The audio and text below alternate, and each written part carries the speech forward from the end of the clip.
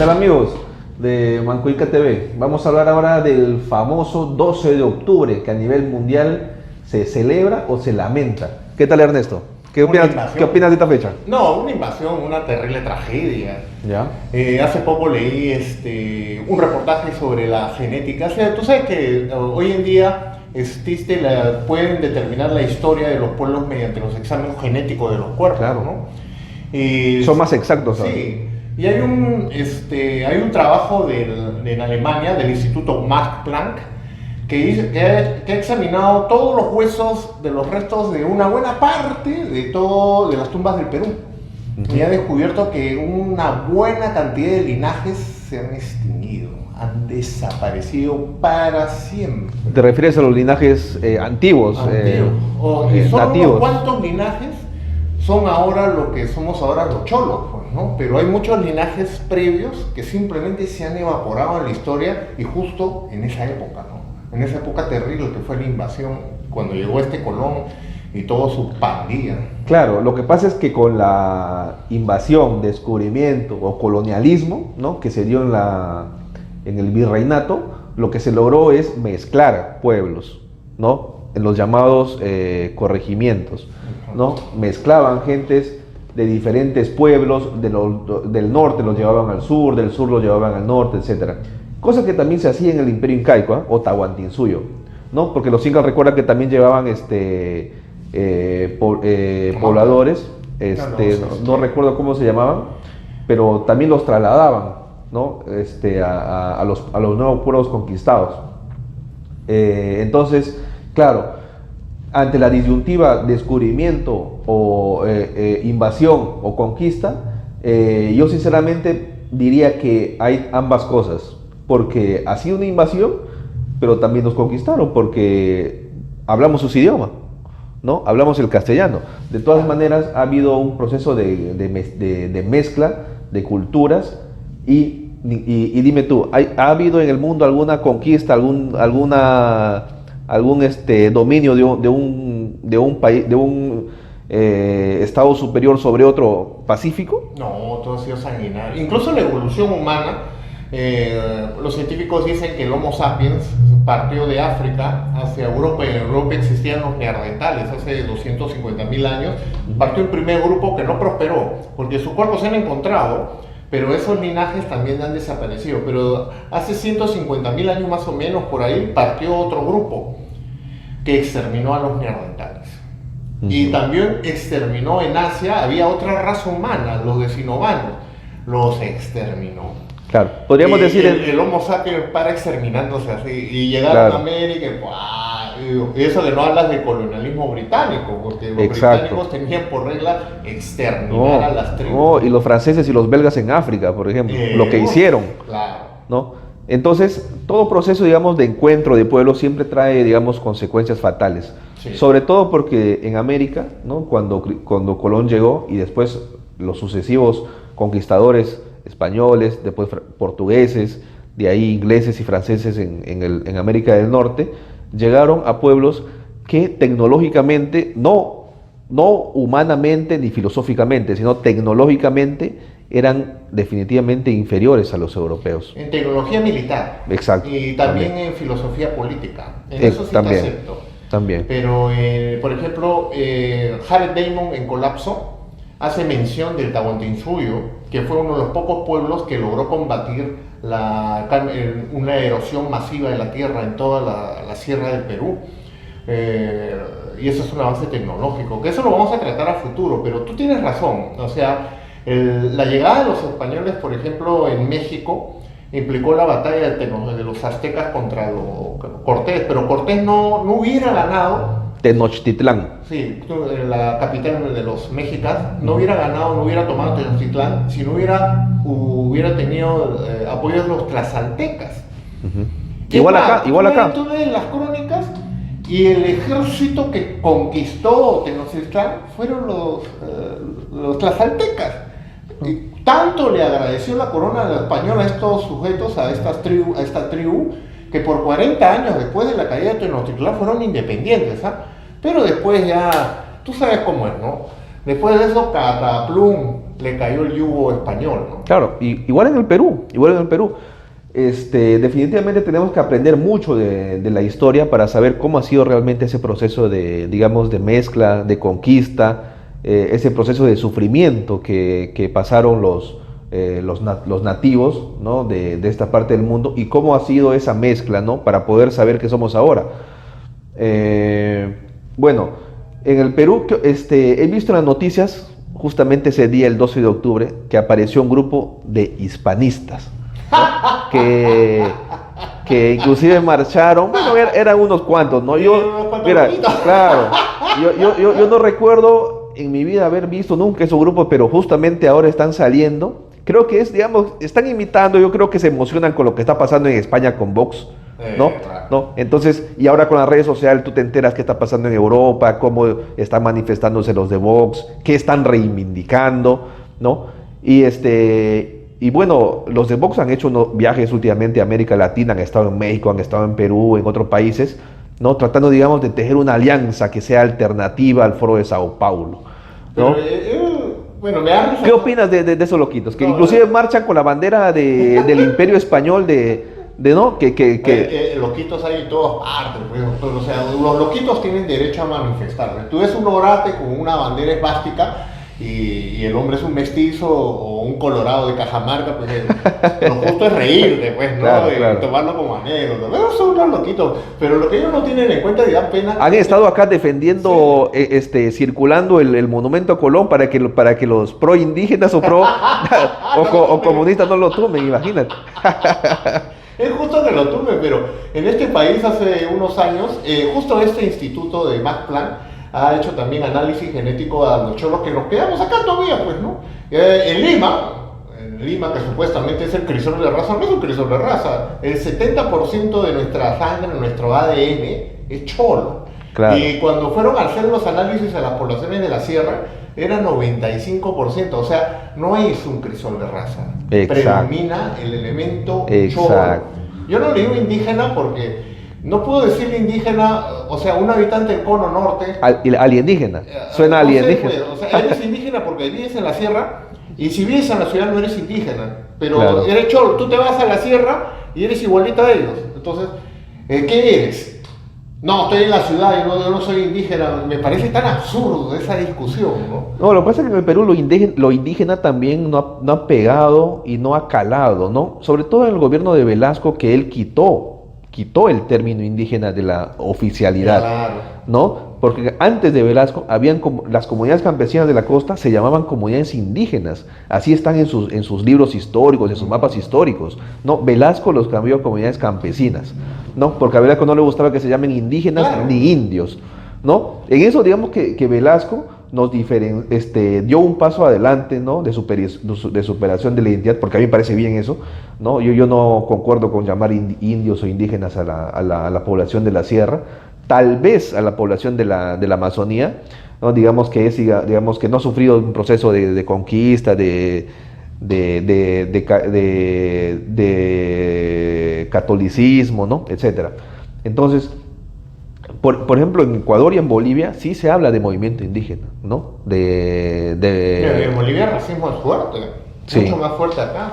Sí. Acá tú dices una frase, ahora ha nacido la frase, incluso la frase racista que tú puedes ver en las redes, son de loquitos, son totalmente rechazados, porque acá tú dices, imagínate, ¿te acuerdas del papá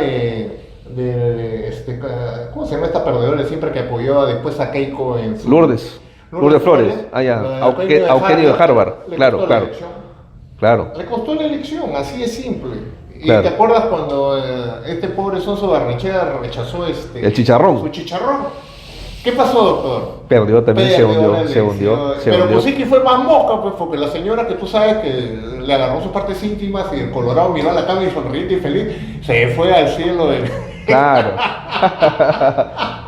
Pero eso del voz es curioso. Azuyo, que es la presidenta Azuyo creo que se llama, es una del Partido Popular, que es ahorita presidente de la Comunidad de Madrid, pues. Claro, Y claro. dice que no, que España le ha dado el idioma y le ha dado el acceso a Occidente, a a esos países de América Latina, ¿no? A esas tribus de América Latina. Claro, me has hecho acordar otra cosa, pero realmente América Latina ahorita no tiene influencia solamente española. La influencia española solo duró hasta 1821.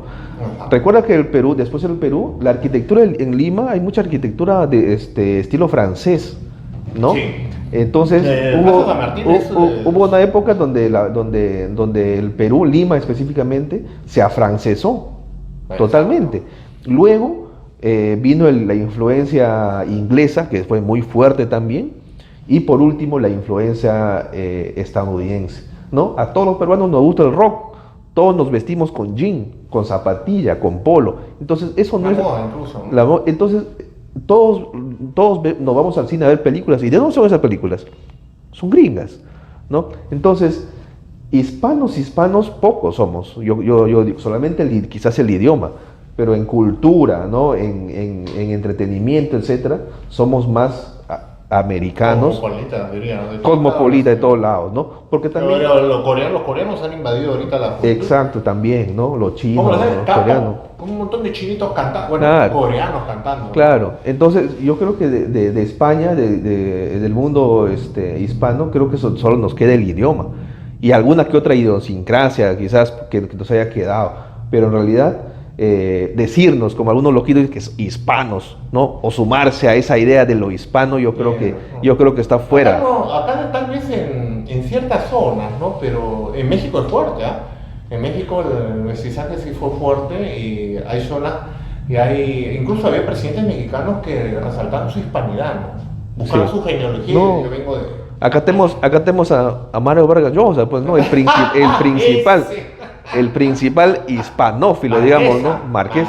Inclusive el pobre Inclusive, viejito rechaza, apoya a la dictadura, golpe de Claro. Estado, revueltas, y muy pronto Vargas Llosa va a apoyar fosas comunes, porque si él ve la fosa común a todo Perú libre, pucha, va a salir a apoyar y dar su apoyo y dar sus buenas palabras, su verborrea a cualquier acto barbárico de esta extrema derecha, porque él Claro. es hispanista. claro, Él es hispanista. claro. Parece que Vargas Llosa no entiende que el idioma es un bolsillo, que el pueblo lo pone el mismo quechua, que dicho sea de paso los milenaristas dicen, no, el quechua, tú sabes que el quechua empezó en el siglo II o III a expandirse.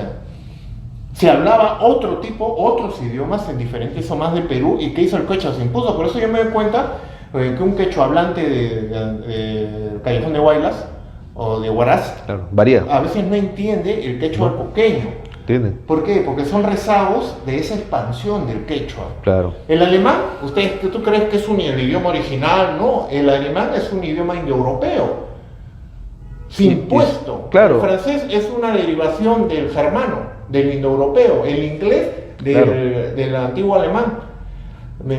O sea, no existen idiomas puros, ya no. O sea, simplemente, como te digo, son partes o es una estructura que sí, el pueblo lo llena con su cultura. ¿Y cómo es el peruano? El peruano es comida, es festejos, es tranquilidad, como decía Alan García, ¿no?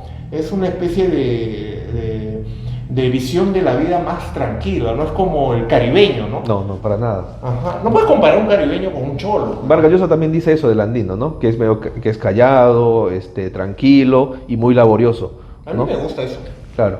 Entonces, bueno, volviendo a lo de Colón y a lo de Pizarro, a lo de Cortés allá en México, ¿qué lección histórica podríamos sacar de ese proceso histórico? Todos ellos ganaron por la ayuda de tribus propias. Por ejemplo, Manco Inca, cuando cercó Lima, iba a aplastar a los españoles. ¿Quién los ayudó?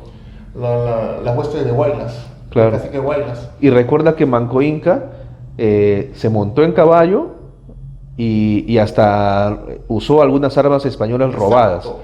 O sea, esa capacidad de adaptarse del hombre andino es rescatable, ¿no? O sea, no es una persona mente cerrada, se adapta, ¿no? Yo creo que eso es una buena lección, digamos, para entender y rescatar. El etnonacionalismo es eso, ¿no? Resaltar la cultura tahuantinsuyoana y la capacidad que nosotros tenemos de poder superar las cosas, porque si tú no amas tu pasado, no puedes luchar por él.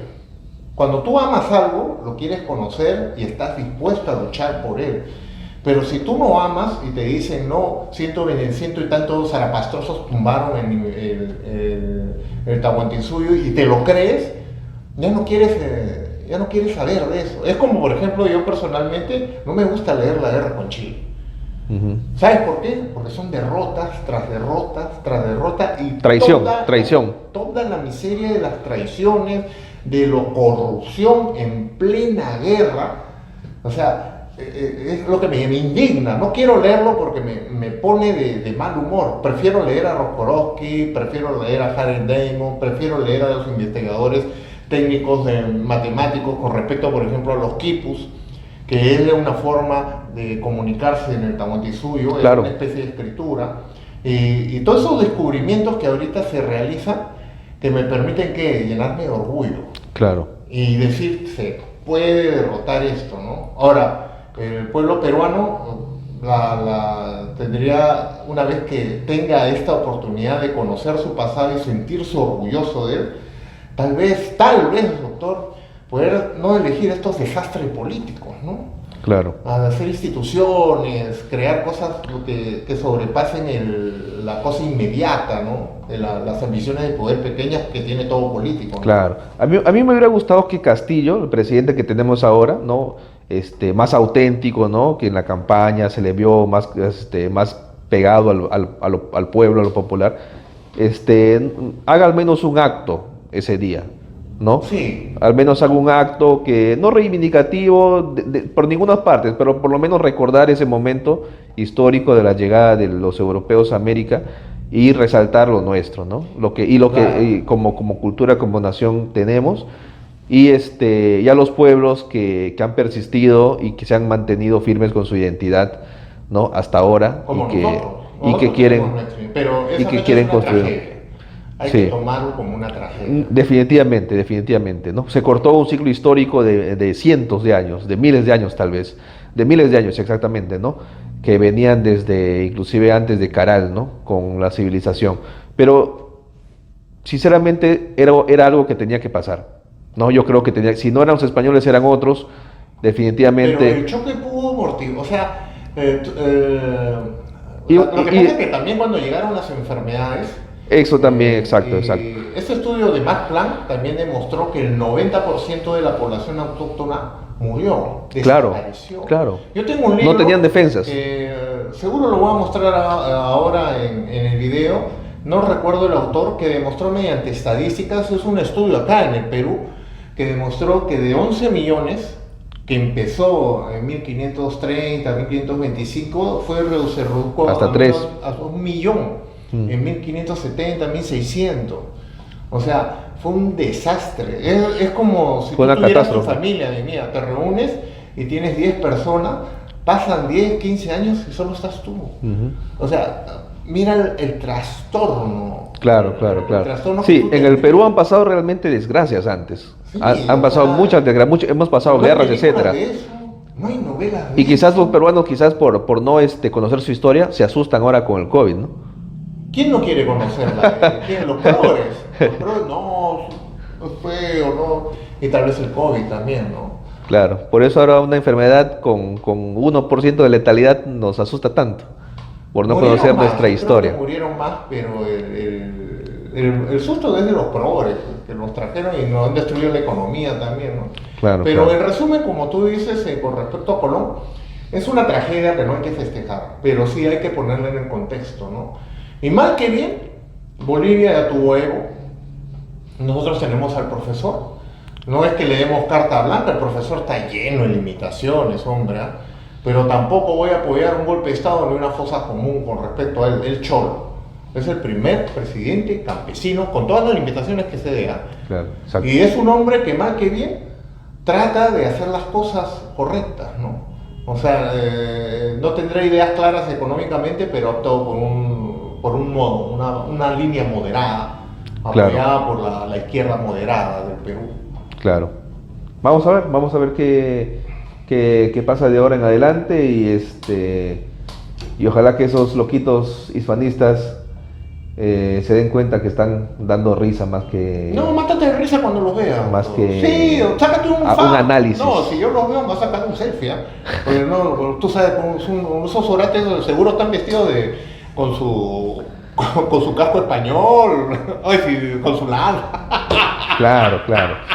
Pero... Con su bandera de... Pobre Diego.